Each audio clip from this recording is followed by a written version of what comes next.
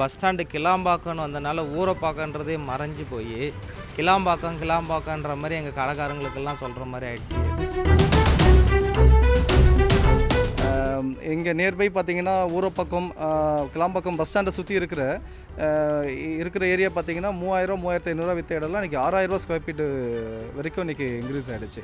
அந்த 6000 square feet வாங்குறதுக்கு மக்கள் இருக்காங்க, ஆனால் இடம் இல்லை. குறைஞ்சது ஒரு 1000 ஆட்டோ வந்து போகுது.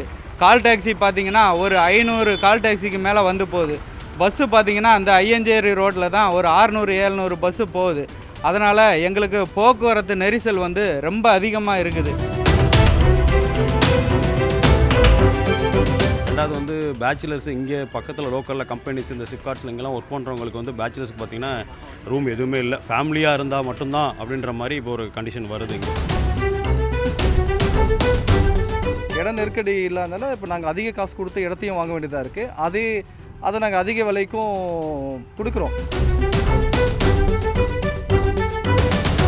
கடை வாடகைலாம் பார்த்தீங்கன்னா கூட எங்களால் ஃபஸ்ட்டு 3000 ரூபா கொடுத்துருந்தது, இப்போ 10,000 ரூபா 15,000 ரூபா அவங்க இடத்துக்கு ஏற்ற மாதிரி 10க்கு 10 வச்சு கேட்குறாங்க. அட்வான்ஸை ஏற்றி கேட்குறாங்க. சென்னையை அடுத்து இந்த மினி கோயம்பேடு மாதிரின்றதில் பெரிய வளர்ச்சி அடைந்த ஊராக மாறிட்டு வருதுங்க.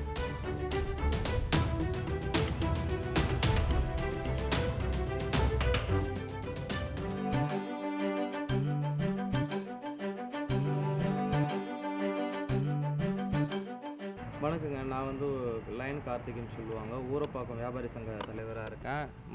செங்கல்பட்டு வடக்கு மாவட்ட பொருளாளராகவும் இருக்கேன். இப்போ பார்த்தீங்கன்னா ஃபஸ்ட்டெல்லாம் பார்த்தீங்கன்னா ஊரப்பாக்கன்றது ஒரு குக்கிராமமாக இருந்தது. ஒரு தெருவுக்கு ஒரு கடை, ஒரு சைடு அந்த மாதிரி தான் இருந்தது 20 வருஷத்துக்கு முன்னாடி. இப்போ பார்த்தீங்கன்னா நாளடைவில் வளர்ச்சி அடைந்த ஊராக தான் வருது. ஏன்னா சென்னையை ஒட்டி இருக்கிற பகுதி. இப்போ இந்த பஸ் ஸ்டாண்டு கிளாம்பாக்கம்னு வந்தனால ஊரப்பாக்கன்றதே மறைஞ்சு போய் கிளாம்பாக்கன்ற மாதிரி எங்கள் கடைக்காரங்களுக்கெல்லாம் சொல்கிற மாதிரி ஆயிடுச்சு. ரெண்டாவது பார்த்தீங்கன்னா இந்த கடை வியாபாரிங்க எல்லாருமே பார்த்தீங்கன்னா நல்ல இது ஒரு ஆர்வமாக எதிர்பார்க்க ஒரு 4 வருஷம் 4-5 வருஷமாக ஓடிட்டுருக்கு இந்த கதை வந்துடுச்சு. இப்போ கொஞ்சம் மக்கள் கொஞ்சம் அப்படி வெளியில் நடமாட்டம் ஆடுறாங்க. ஹோட்டலெல்லாம் பார்த்தீங்கன்னா கூட்டம் நிறைய இருக்குது. நல்ல ஒரு வளர்ச்சி தான். பார்த்தீங்கன்னா கடை வாடகைலாம் பார்த்தீங்கன்னா கூட எங்களால் ஃபஸ்ட்டு 3000 ரூபா கொடுத்துருந்தது, இப்போ 10,000 ரூபா 15,000 ரூபா அவங்க இடத்துக்கு ஏற்ற மாதிரி 10க்கு 10 வச்சு கேட்குறாங்க. அட்வான்ஸை ஏற்றி கேட்குறாங்க. அது ஒரு பக்கம் இருந்தாலும் கொஞ்சம் வியாபாரன்றது பெருகுது. ரெண்டாவது பார்த்திங்கன்னா இப்போ வணிக வளாகம்லாம் வந்து சிட்டிக்கு போக வேண்டியதெல்லாம் பார்த்திங்கன்னா இங்கேயே வருது. எல்லாமே தேட்டருங்க வருது, எதிர்க்க கொஞ்சம் ஷாப்பிங் காம்ப்ளெக்ஸ் வருது, துணி கடைகள்லாம் வருது. இதெல்லாம் பார்த்திங்கன்னா சிறு வியாபாரி கொஞ்சம் பாதிப்பாக இருந்தாலும் கொஞ்சம் மக்கள் நடமாட்டம் இருக்கிறனால இது ஒரு வளர்ச்சின்னு தான் சொல்ல முடியும். இது கிளாம்பாக்கன்றது சென்னையை அடுத்து இந்த மினி கோயம்பேடு மாதிரின்றதில் பெரிய கோயம்பேடு நகரமாக வளர்ச்சி அடைந்த சிஎம்டி, அதான் வளர்ச்சி அடைந்த ஊராக மாறிட்டு வருதுங்க.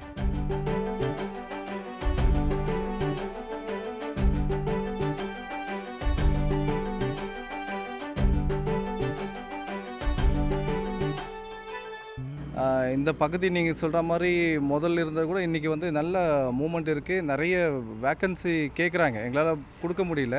சுற்றி இருக்க சென்னை பீப்புள்ஸ், சென்னையிலேருந்து நிறைய பேர் டெய்லி வந்து பார்த்து கேட்டுட்ருக்காங்க. எங்களை வந்து ப்ராப்பர்ட்டி வேணும், வீடு வேணும், அப்பார்ட்மெண்ட் வேணும்னு கேட்டுட்ருக்காங்க.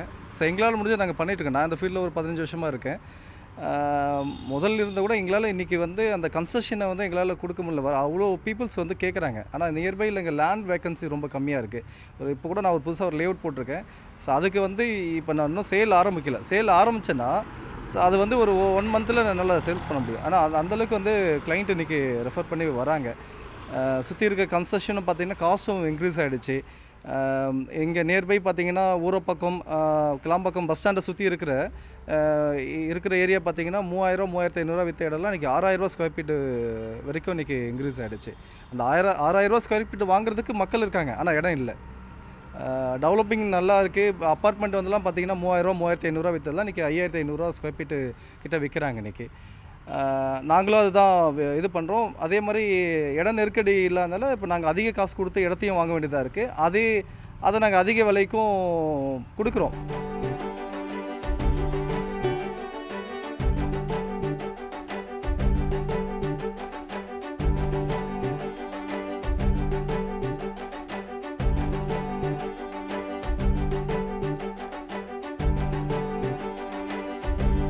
நான் ஊரப்பாக்கத்தில் வியாபாரம் மளிகை கடை வச்சுருக்கிறேன். நான் பார்த்தேன்னா ஒரு 28 வருஷத்துக்கு மேலே இங்கே தொழில் நடத்துகிறேன்.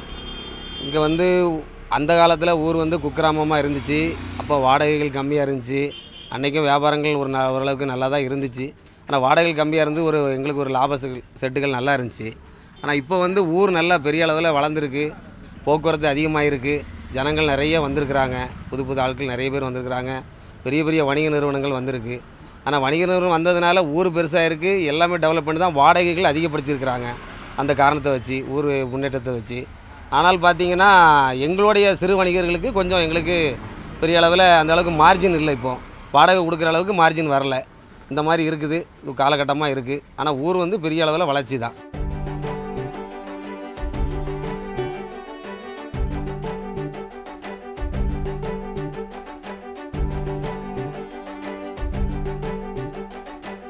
வணக்கங்க.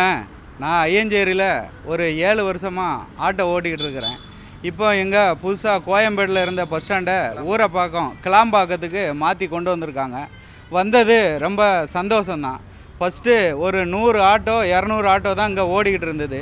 டிராஃபிக் வந்து அந்தளவுக்கு இருக்காது. எந்த பிரச்சனையும் இல்லாமல் நாங்கள் போயிட்டு வந்துக்கிட்டு இருந்தோம். இப்போ பார்த்திங்கன்னா சிட்டியில் இருக்கிற ஆட்டோ தாம்பரம், பெருங்களத்தூர், சென்ட்ரலு, எக்மூர் எல்லா ஆட்டோவும் இங்கே வருது. குறைஞ்சது ஒரு 1000 ஆட்டோ வந்து போகுது. கால் டாக்ஸி பார்த்திங்கன்னா ஒரு 500 கால் டாக்ஸிக்கு மேலே வந்து போகுது. பஸ்ஸு பார்த்திங்கன்னா அந்த ஐயஞ்சேரி ரோட்டில் தான் ஒரு 600-700 பஸ்ஸு போகுது. அதனால் எங்களுக்கு போக்குவரத்து நெரிசல் வந்து ரொம்ப அதிகமாக இருக்குது. பஸ் ஸ்டாண்டு வந்தது என்னவோ எங்களுக்கு சந்தோஷம்தான். இருந்தாலும் சவாரி வந்து முந்தி மாதிரி ஃப்ரீயாக போக முடியல. இந்த பக்கம் போனால் அந்த பக்கம் போகாதன்னு சொல்கிறாங்க. இங்கேருந்து 1 கிலோமீட்டர் சுற்றி வர வேண்டியது இருக்குது. அந்த பக்கம் போனால் வண்டலூர் போய் 1 கிலோமீட்டர் சுற்றி வர வேண்டியது இருக்குது. இதனால் கஸ்டமர்கிட்ட காசு ஒரு 10 ரூபா 20 ரூபா சேர்த்து கேட்டாலும் அவங்க ரொம்ப யோசிக்கிறாங்க. போக்குவரத்துக்கு வந்து ரொம்ப இடைஞ்சலாக இருக்குது. இதுக்கு ஒரு மேம்பாலம், ஒரு சின்ன சப்வே, ஒரு சுரங்க வழிப்பாதை, ஒருத்தங்க நடந்து போனோன்னா கூட 2 பக்கமாக ஹைவேல வண்டியை நிறுத்தினா தான் கிராஸ் பண்ண முடியுது. அதனால் கொஞ்சம் பஸ் ஸ்டாண்டு வந்ததுனால சந்தோஷம்தான். நிறைய பேர் வந்து போகிறாங்க. ஆனால் ரோடை தாண்டுறதுக்கோ வந்து போகிறதுக்கோ போதுமான வசதி இல்லை. ரோடு, மேம்பாலம் இதெல்லாம் வந்து கொஞ்சம் அகலப்படுத்தி எல்லாம் நல்லா பண்ணி கொடுத்தா நல்லாயிருக்கும்.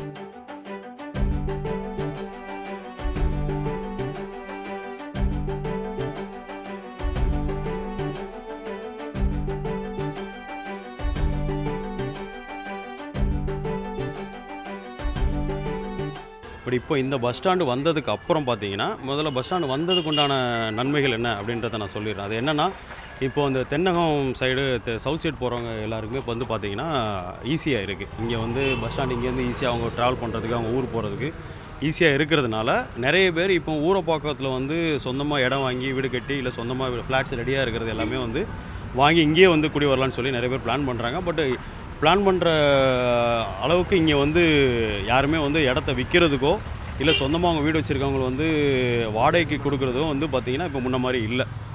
உதாரணத்துக்கு ஒரு இடம் ஸ்கொயர் ஃபீட்டு 2000 3000 பட்ஜெட்டில் இருந்தது பார்த்திங்கன்னா இப்போ அப்படி கிட்டத்தட்ட டபுள் ஆகிடுச்சு. இன்னும் போக போக எப்படி இருக்கும் அப்படின்றது தெரியல. மேபி கண்டிப்பாக கூட தான் செய்யும். எப்போயுமே ஒரு விஷயம் விலைவாசி ஒன்று கூடிடுச்சு அப்படின்னா அது அதுக்கப்புறம் குறைஞ்சி வர வாய்ப்பு இல்லைன்னு வச்சுங்களேன். ஒன்று. ரெண்டாவது, வாடகை பார்த்திங்க அப்படின்னா 5000 5500 இருந்த வாடகை இப்போ வந்து அப்படியே அதிகமாகிடுச்சு. 8500 அப்படின்ற மாதிரி. ரெண்டாவது வந்து பேச்சுலர்ஸ் இங்கே பக்கத்தில் லோக்கலில் கம்பெனிஸ் இந்த சிப்கார்ட்ஸில் இங்கெல்லாம் ஒர்க் பண்ணுறவங்களுக்கு வந்து பேச்சுலர்ஸ்க்கு பார்த்திங்கன்னா ரூம் எதுவுமே இல்லை. ஃபேமிலியாக இருந்தால் மட்டும்தான் அப்படின்ற மாதிரி இப்போ ஒரு கண்டிஷன் வருது. இங்கே பேச்சுலர்ஸ்னால் அதுக்கு அவங்களுக்கு தனியாக கொடுக்கணும். அவங்க நிறைய ப்ராப்ளங்கள் வரும். அதுவும் பஸ் ஸ்டாண்ட் பக்கத்தில் அவங்களும் விரும்புகிறாங்க.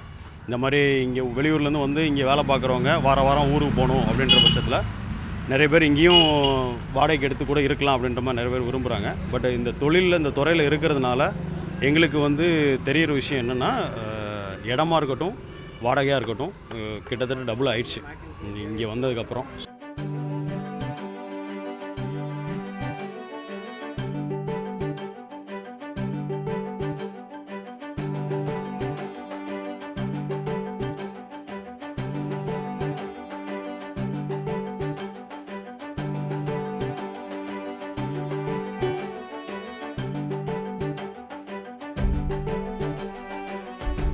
கடை வச்சுருக்கோம். மளிகை கடை வச்சு வியாபாரம் பண்ணுறோம். மளிகை கடை வியாபாரம் பண்ணிக்கிட்டு இருக்கோம்.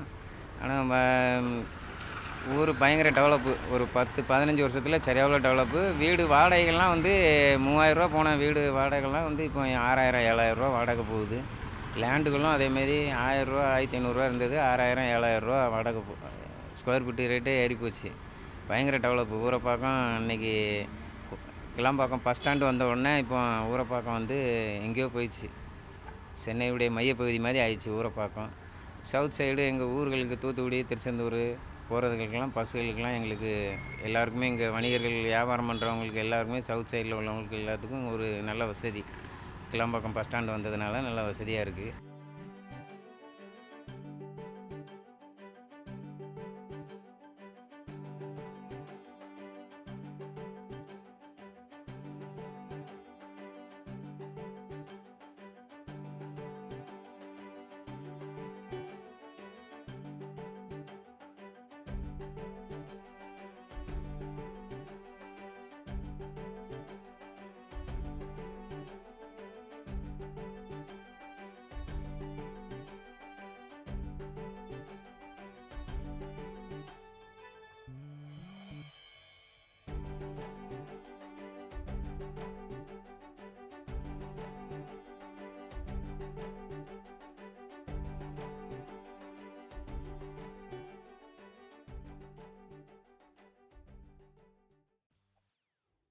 செய்திகளை உடனுக்குடன் தெரிந்து கொள்ள உடனே சப்ஸ்கிரைப் பண்ணுங்க.